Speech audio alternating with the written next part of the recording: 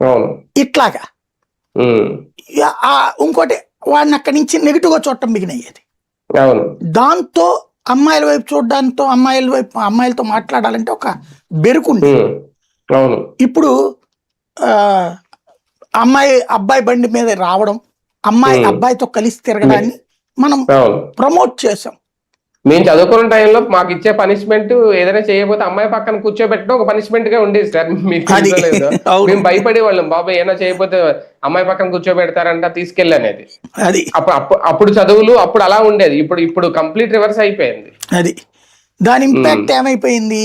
ఇంకొకటి ఏమైంది, నా బిడ్డ ఈ మనం కార్పొరేట్ విద్య వచ్చింది.